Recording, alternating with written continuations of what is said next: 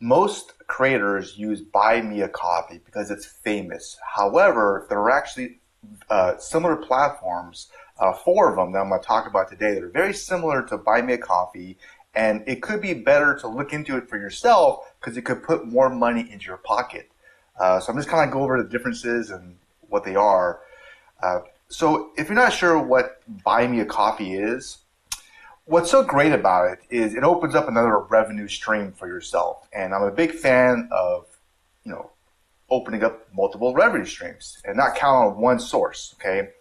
So the largest benefit is this very low barrier to entry. It's very simple to set up a Buy Me a Coffee page, and there's lots of other great benefits. Like there's no monthly fees. It's actually free to start up, and you only give them like a 5% fee if you get paid. So if you make no money, you don't pay anything. There's instant payouts, unlike Patreon, which can hold periods. You get paid instantly. It's a simple storefront. So they actually do add other things as well, like digital or physical. But the amazing thing is it's very easy for people to pay you. It's like one click. So there's no friction. And it just sounds better, like, hey, can you buy me a coffee, rather than, hey, please give me money or give me a donation. So to kind of simplify what Buy Me a Coffee is, it's just a way for people to tip you. Like, I feel a little guilty, you help me out, here's a tip, boom. And it's like $5, something simple. It's not a lot, but it can add up, and it can pay for your hosting, and especially if you're new, a little bit of money can keep you going. It can be kind of frustrating if you don't get paid. So there you go. So, but here's the thing, is the largest drawback in the Pro is actually that 5%, because if you're starting out, that's great. But if you're making a lot of money, say, you're making like $5,000 a month, right? You're more advanced, that 5% is $250. And some platforms, they don't charge 5%. It's like a monthly fee, and then you can end up actually saving a lot more money. Okay. So let's go into that. The biggest competitor to Buy Me a Coffee is Ko-Fi. And Ko-Fi has 0 fees on tips. Okay. So you keep everything you get, and basically, another advantage if you're doing a lot of business, it's just $12 a month to upgrade to the Ko-Fi Gold. Okay, so that can make a big difference if you're doing a lot of business. You'll look into switch into Ko-Fi. So instead of spending $250 a month, right, in fees, you're spending $12. Boom, big difference, a lot more money in your pocket. Ko-Fi is also better tools for they have better tools for physical items, and Buy Me a Coffee is easier to set up.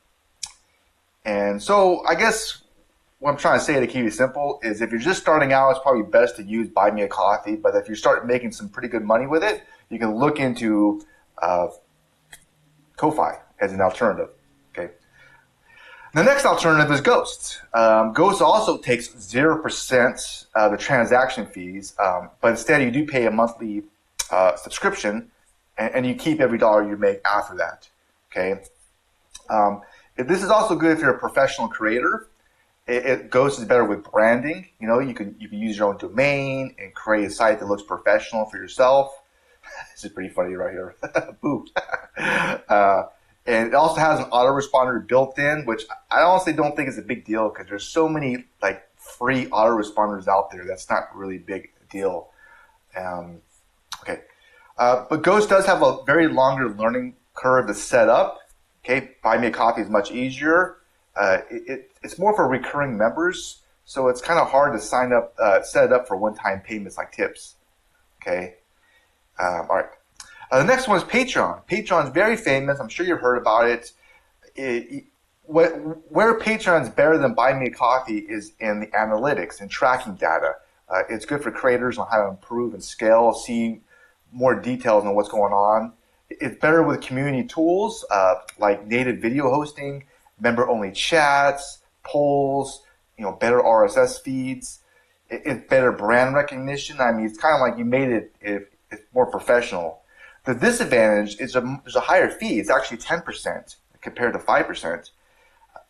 And also, the biggest disadvantage is in order for someone to pay you, they actually have to create a Patreon account. They have to get your email. They have to do that. It's a real hassle. And I think that's where Buy Me a Coffee really shines, because you want to make it as simple as possible for people to pay you. Just one click, boom. They don't have to give out an email address, because for some reason, some people are really iffy about doing that.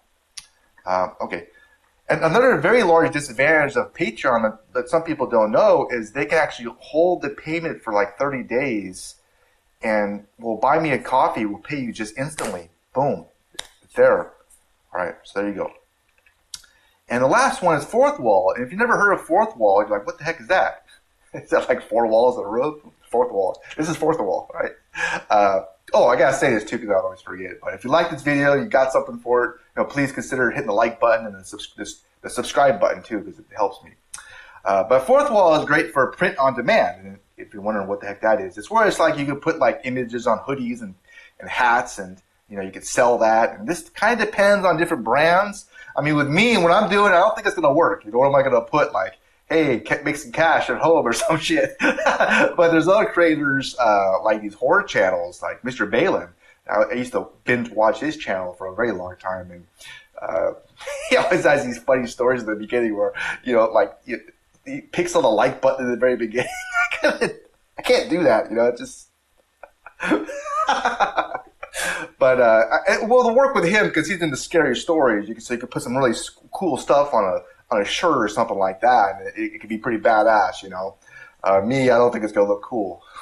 I think nowadays it's not cool to try to make money, maybe. I don't know. So anyways, back to what I was saying. Fourth Wall is also more professional, and you can use a custom domain, personal storefront. It also integrates with like other things like YouTube Shopping, TikTok, and Twitch. So it's very easy to make it happen there. And Fourth Wall is not very easy to set up. It's also okay, yeah. And so it's mostly, it helps you in the merchandising part, and it adds that to that element. I hope that makes sense.